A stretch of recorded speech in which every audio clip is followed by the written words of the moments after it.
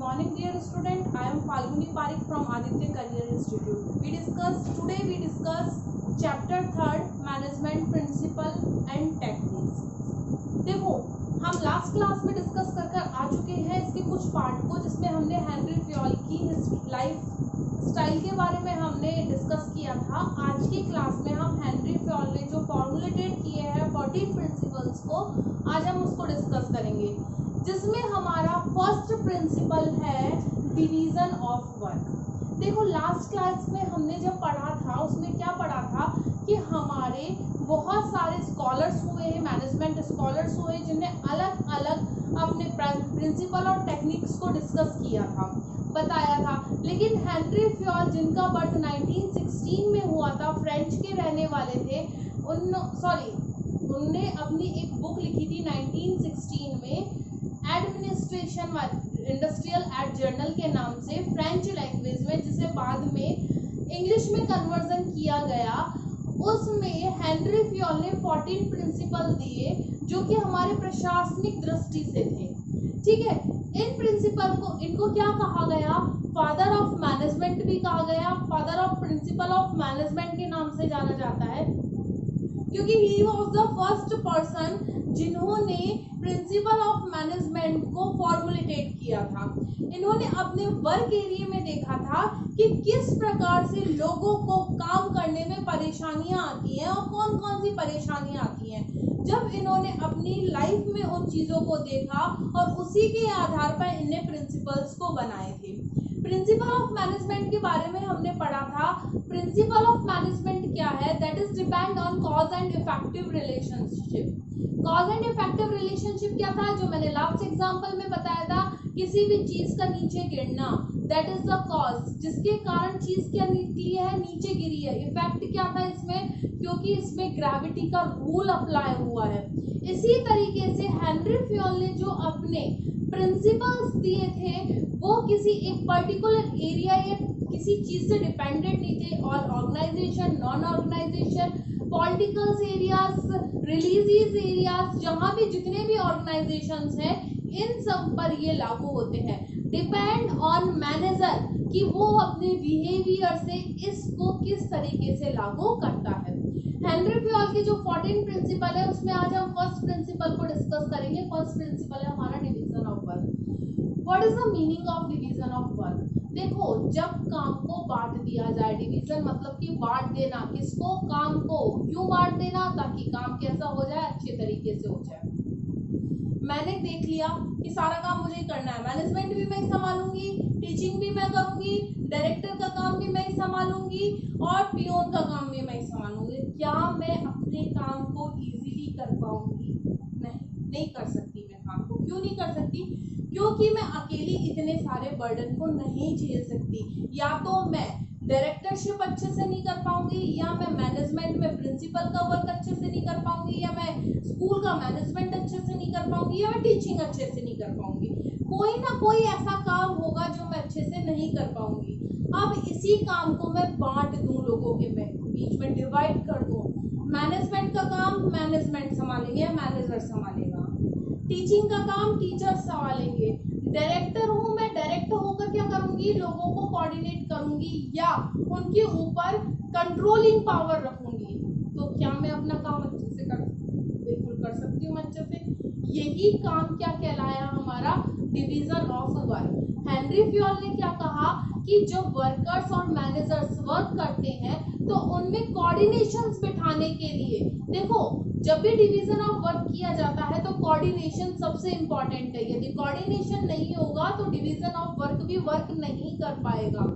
यानी Henry Fayol ने क्या कहा कि मैनेजर और एम्प्लॉयज के बीच में वर्क को डिवाइड कर दो। जैसे ही वर्क डिवाइड होगा, दोनों अपने बेहतर तरीके से काम को करेंगे। लेकिन इम्पोर्टेंट क्या बताया कि दोनों के बीच में कोऑर्डिनेशन होना चाहिए। डिवीजन ऑफ वर्क में क्या कहा, Fayol's first principle related to division of work. Fayol का ये फर्स्ट प्रिंसिपल था जो किससे रिलेटेड था, डिवीजन ऑफ वर्क से। In order to get the profit of specialisation, यदि आपको प्रॉफिट लेना है किसी भी स्पेशलाइजेशन के एरिया में, the work is divided into smallest part, आप काम को छोटे छोटे भागों में बांट दो। And every parts of work is performed by different labour, सभी को अलग अलग काम सौंप दो। इन हेल्प्स टू मैक्सिमम प्रोडक्शन, जो कि आपकी किस में हेल्प करेगा, मैक्सिमम प्रोडक्शन को करने में हेल्प करेगा। इसके बाद फ्योल ने हमारा सेकंड प्रिंसिपल दिया जो था अथॉरिटी एंड रिस्पॉन्सिबिलिटी। अब अथॉरिटी एंड रिस्पॉन्सिबिलिटी क्या है, आप किसी को कोई भी रिस्पॉन्सिबिलिटी दे रहे हो तो उसको सबसे पहले अथॉरिटी दो। यदि आप उसको रिस्पॉन्सिबिलिटी दे रहे हो लेकिन अथॉरिटी नहीं दे रहे हो तो इसका मीनिंग क्या होगा कि आप अपने जो रूल्स हैं या आप अपने काम का सेंट्रलाइजेशन कर रहे हो, वर्क का सेंट्रलाइजेशन कर रहे हो, अपनी पावर का सेंट्रलाइजेशन कर रहे हो। कैसे, सपोज दैट मुझसे क्या कहा गया कि मैम आपको सभी क्लासेस में जाकर क्या कहना है, इस रूल आपको सभी क्लासेस में जाकर पढ़ाना है, बीएससी सब्जेक्ट आपका टॉपिक है, ठीक है। मैं 11th 12th की सारी क्लासेस में गई, हिंदी मीडियम इंग्लिश मीडियम, और जाकर पढ़ाना स्टार्ट किया।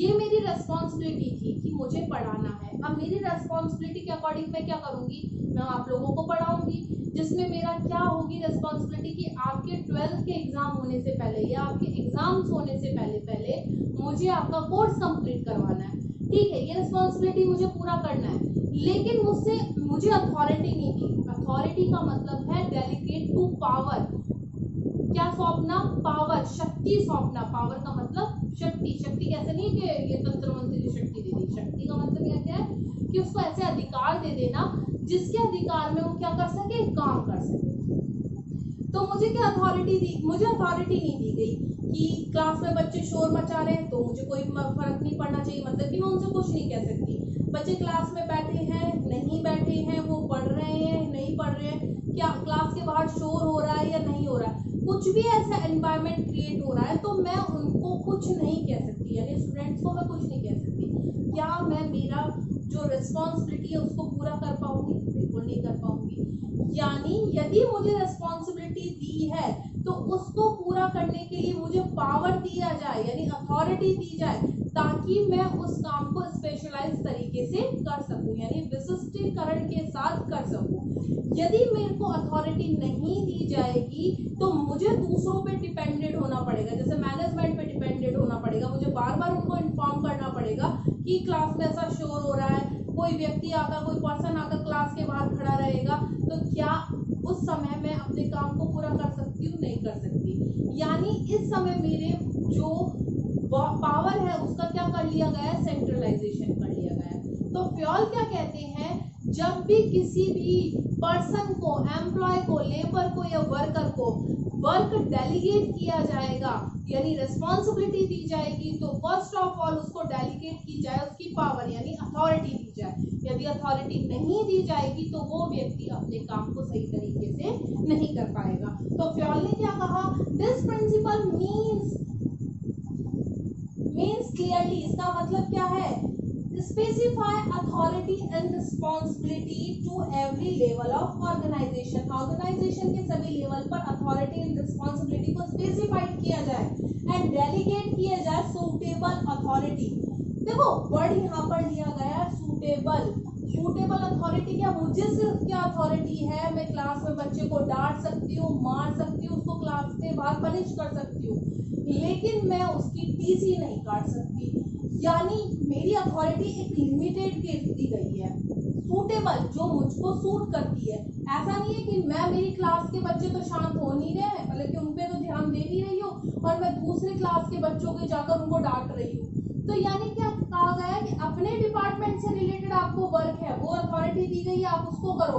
अदर डिपार्टमेंट्स में आप इंटरफेयर नहीं कर सकते यदि आपको वहाँ की अथॉरिटी नहीं दी गई है। अगर आपको ऐसा लगता है कि अदर डिपार्टमेंट की वजह से आपको डिस्टर्बेंस हो रहा है तो इस सिचुएशन में आप अपने ऊपर के जो मैनेजर है या जो भी आपके ऊपर काम करते हैं उनको आप इस चीज की क्या दोगे, इंफॉर्मेशन दोगे। Suitable authority and responsibility to every individual, सभी प्रत्येक को सूटेबल अथॉरिटी एंड रिस्पॉन्सिबिलिटी दी जाए तो आपका प्योर क्या कहेंगे, तो आपका काम बहुत बेहतर तरीके से किया जा सकता है। 2 पॉइंट्स पढ़े, डिवीजन ऑफ वर्क, और दूसरा हमने क्या पढ़ा, एंड रेस्पॉन्सिबिलिटी। अब हम तीसरा पॉइंट पढ़ेंगे, ठीक है, डिसिप्लिन के बारे में डिस्कस करेंगे। पॉज करो। दो पॉइंट्स हमने पढ़ लिए, तीसरा पॉइंट हम पढ़ेंगे डिसिप्लिन। आपको पता है हम किसी ऑर्गेनाइजेशन की बात नहीं करते, हम हमारे घर की बात करते हैं। डिसिप्लिन जरूरी है या नहीं है? हर चीज टाइम पे होता है ना, कि सुबह का खाना इतने टाइम तक खाना है, थोड़ा सा लेट हो गए तो हो गए, टाइमिंग एक होता है। ऐसा तो नहीं है सुबह का 12 बजे का खाना आप शाम को 8 बजे खा लो, ऐसा तो पॉसिबल नहीं हो रहा है। यानी डिसिप्लिन हर एरिया में किया जाता है। ये आपको पता है, जब मैनेजमेंट किया जा रहा है तो डिसिप्लिन भी किया जाएगा। डिसिप्लिन में इम्पोर्टेंट चीज क्या बताइए कि डिसिप्लिन किसी भी ऑर्गेनाइजेशन के लिए बहुत ज्यादा जरूरी है। यदि डिसिप्लिन नहीं होगा तो वहां पर वर्कर्स सही टाइम पर अपनी परफॉर्मेंस नहीं दे पाएंगे, क्योंकि उन्हें लगेगा कि डिसिप्लिन तो है नहीं, कोई काम करने का तरीका नहीं है, जब मन करना है तब काम करना है, नहीं करना तो नहीं करना है। डिसिप्लिन इंपॉर्टेंट है। फ्योल क्या कहते हैं कि किसी भी ऑर्गेनाइजेशन को प्रॉफिट मेकिंग लेने के लिए या मोर देन प्रोडक्शन करने के लिए, मैक्सिमम प्रोडक्शन करने के लिए, या अपनी ऑर्गेनाइजेशन को कंटिन्यू रन करने के लिए और एक लेवल पर, हाई लेवल पर पहुंचाने के लिए डिसिप्लिन बहुत ज्यादा जरूरी है। और फ्योल ये भी कहते हैं यदि संस्था में डिसिप्लिन नहीं है तो वहां पर दंड दिया जाए, यानी पनिशमेंट का भी उन्होंने इसमें बताया है। यदि पनिशमेंट नहीं दी जाएगी तो वर्कर्स में से, एम्प्लॉयज में से डर खत्म हो जाएगा कि वो किस तरीके से परफॉर्म कर रहे हैं। डिसिप्लिन में क्या कहा है? According to Fayol, discipline is absolutely essential for the smooth running of business. यदि बिजनेस को आपको स्मूथली रनिंग करना है तो आपको क्या करना पड़ेगा? डिसिप्लिन, यानी एब्सोल्युटली एसेंशियल है ये हमारे लिए। And to fulfil object of organisation, यानी बिजनेस को स्मूथली रनिंग करने के लिए और ऑर्गेनाइजेशन के ऑब्जेक्ट को फुलफिल करने के लिए क्या जरूरी बताया गया है? डिसिप्लिन जरूरी बताया गया है। आज की क्लास में हम इतना ही पढ़ेंगे। नेक्स्ट क्लास में हम प्रिंसिपल जो बाकी बचे हैं उनको कंटिन्यू करेंगे। Thank you.